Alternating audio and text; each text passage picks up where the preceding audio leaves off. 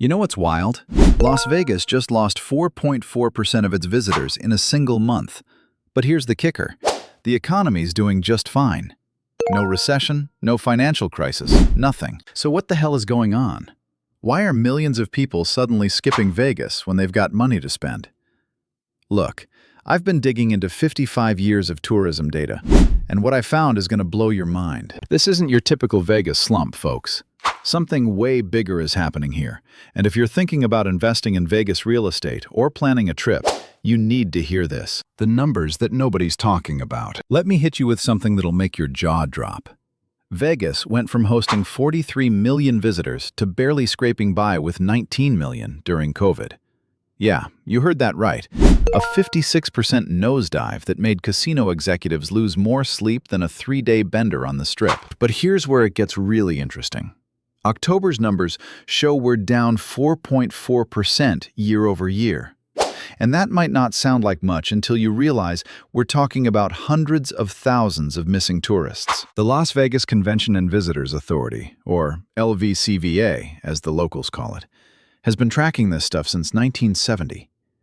That's 55 years of data showing every boom, bust, and everything in between. Usually when Vegas tanks, you can point to something obvious. The 2008 crash?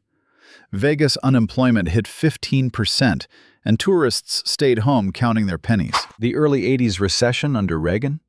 We dropped from 11.9 million to 11.6 million visitors because interest rates shot up to 17%.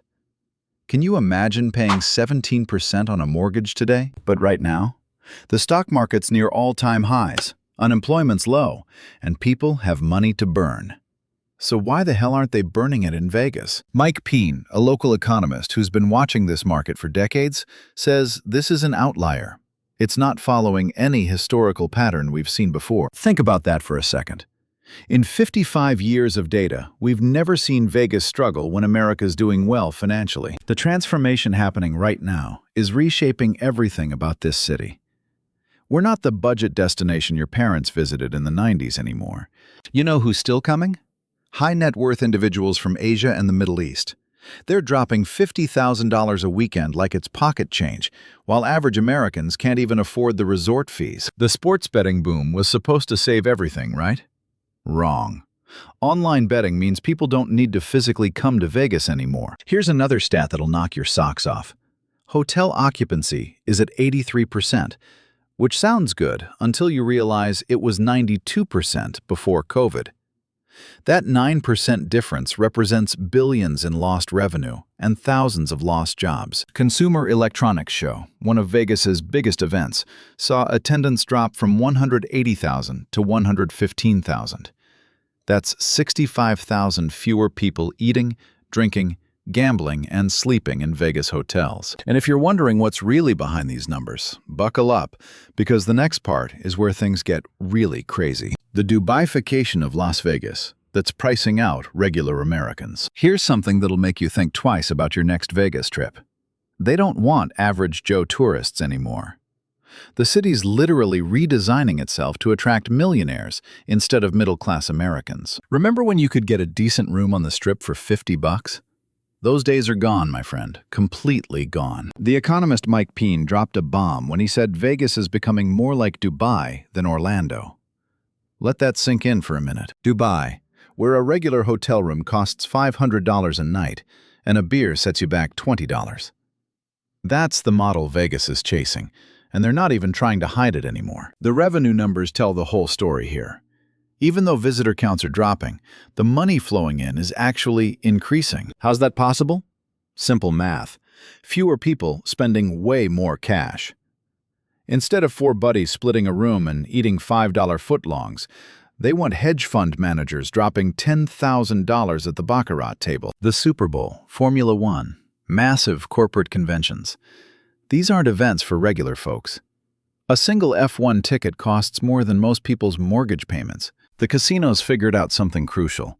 Why deal with 100 budget tourists when one high roller generates the same profit? Property taxes are through the roof. Labor costs are skyrocketing, and utilities aren't getting any cheaper. The only way to maintain those profit margins is to squeeze more money from fewer people. This transformation started years ago, but COVID accelerated it like gasoline on a fire. When Vegas reopened, they didn't rush to bring back cheap rooms and buffets. Nope, they went upscale. Michelin star restaurants, $30 cocktails, and resort fees that cost more than the room used to. For locals, this means your favorite spots are either closing or becoming unaffordable. That dive bar where you used to grab a beer after work? It's probably a craft cocktail lounge now charging $18 for a drink. For locals, this means your favorite spots are either closing or becoming unaffordable. That dive bar where you used to grab a beer after work? It's probably a craft cocktail lounge now charging $18 for a drink. The buffets that made Vegas famous? They're either gone or charging $80 per person. Remember when you could eat like a king for $20? Those days are as dead as Elvis. Parking, which was free everywhere just 10 years ago, now costs more than dinner at most restaurants. Table minimums at blackjack went from $5 to $25 on weekdays, $50 on weekends. The pool parties that used to be free for hotel guests? $50 cover for men, $30 for women. Want a daybed? That's $500 minimum. And you better order bottles or they'll kick you out. The celebrities and influencers they're paying millions to attract? They don't gamble or spend like regular tourists. They get everything comped in exchange for Instagram posts that make Vegas look exclusive and unattainable. But wait until you hear what this means for the real estate market, because that's where regular people are really getting screwed. How Vegas's past booms created today's massive real estate bubble. Treasure Island, Luxor, MGM Grand. These names might sound familiar, but you probably don't know they sparked the craziest building boom Vegas ever saw. Between 1992 and 1994, visitor numbers exploded from 22 million to 28 million, and everybody thought the party would never end. Those mega resorts added 12,000 rooms practically overnight. Suddenly, Vegas wasn't just about gambling. It was becoming this weird adult Disneyland. Fast forward to the late 90s, and things got even crazier. New York, Bellagio, Mandalay Bay, Venetian, Paris. Boom, boom, boom, one after another. We jumped from 30 million visitors to 36 million in just a few years. The construction crews couldn't build condos fast enough. Everyone and their mother was flipping houses, taking out second mortgages, living the dream. Sound familiar? Yeah, we all know how that movie ended in 2008. The crash hit Vegas harder than a Mike Tyson uppercut. Unemployment shot up to 15%.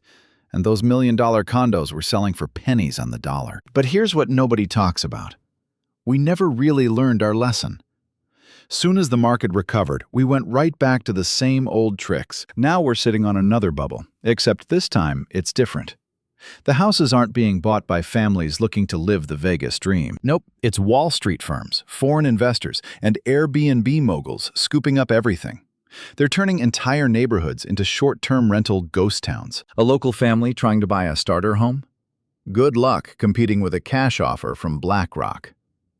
The median home price has shot past $450,000, and that's for nothing special. The construction industry's basically given up on affordable housing. Why build a $200,000 condo when you can build a $2 million penthouse? Here's the real kicker. All those jobs created by the tourism boom? They don't pay enough to afford the houses being built. A casino dealer making $40,000 a year can't qualify for a mortgage on a $500,000 house.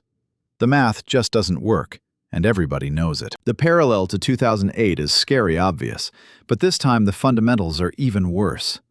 At least back then, people actually lived in the houses they couldn't afford. The parallel to 2008 is scary obvious, but this time the fundamentals are even worse.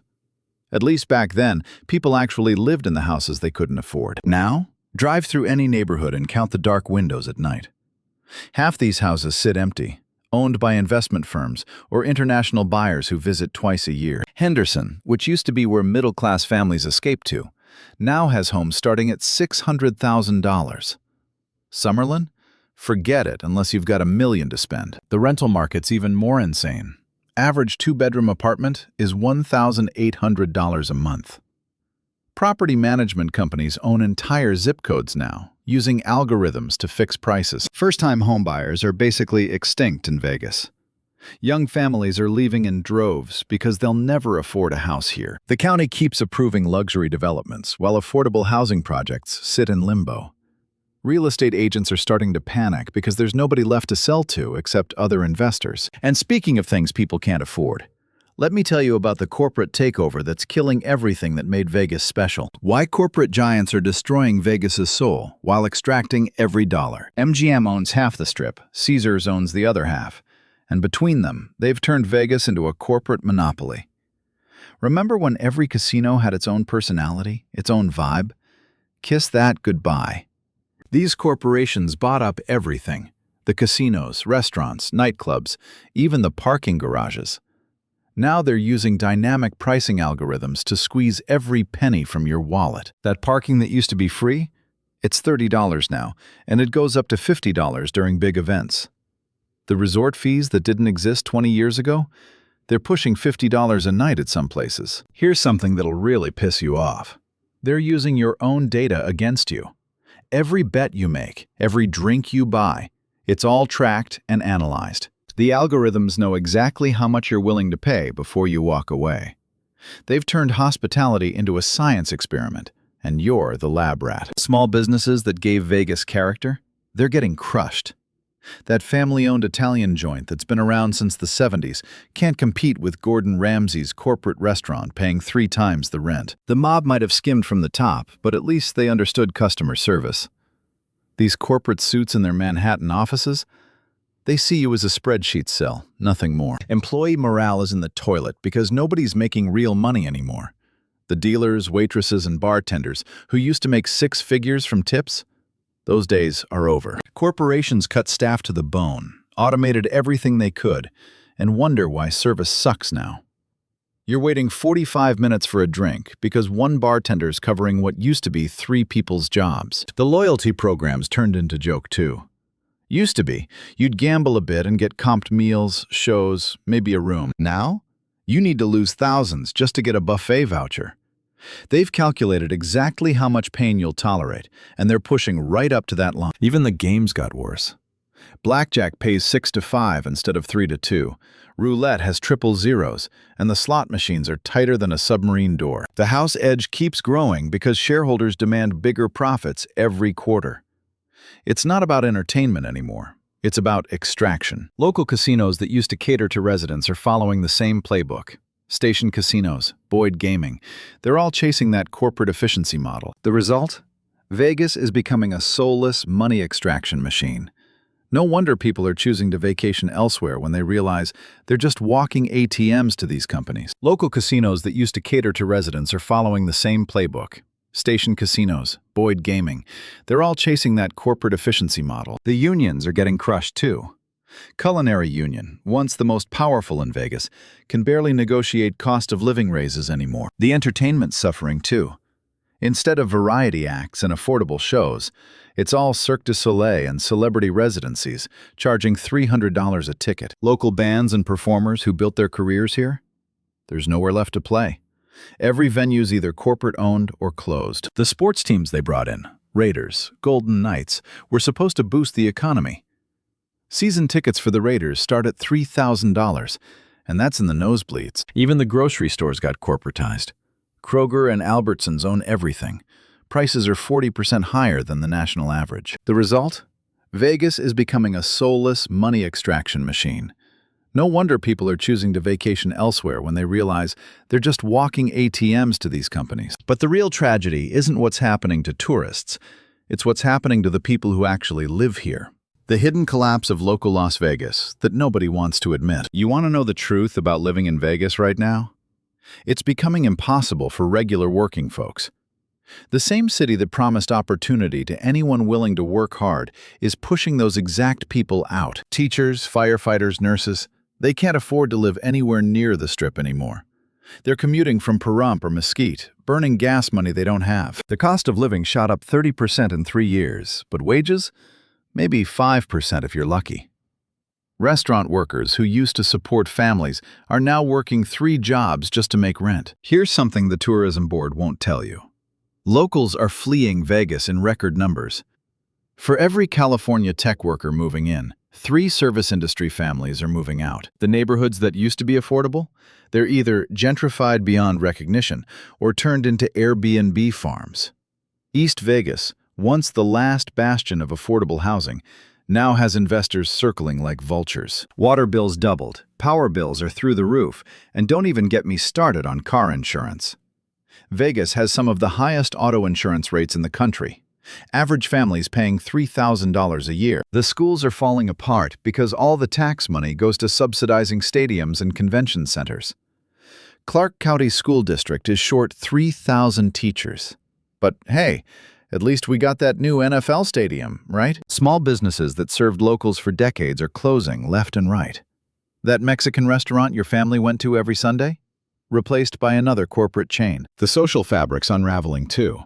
When bartenders, dealers, and servers can't afford to live here, you lose the people who made Vegas, Vegas. Crime's up, homelessness is exploding, and the city's response? Build another luxury high-rise. The disconnect between what Vegas needs and what's being built is staggering. Mental health services, addiction treatment, affordable childcare. Forget about it. But we got plenty of money for another sphere or whatever ridiculous project the corporations want. The irony is brutal. The city, built on hospitality, can't even be hospitable to its own workers. The people serving you drinks and dealing your cards can't afford to eat at the restaurants where they work. Young people born and raised here are giving up on their hometown. Why stay when you need 3 roommates to afford a 2-bedroom apartment? Young people born and raised here are giving up on their hometown. Why stay when you need 3 roommates to afford a 2-bedroom apartment? The healthcare system's collapsing under the weight of uninsured service workers. Emergency rooms are packed with people who can't afford basic preventive care. The heat's getting worse every year. We hit 120 degrees last summer. Power bills in July average $400 because you'll literally die without a sea. The Colorado River's drying up. Lake Mead's at historic lows. But they keep approving new golf courses. We're running out of water, while watering grass in the middle of a desert. Public transportation's a joke, the bus system barely functions, and the monorail goes nowhere useful.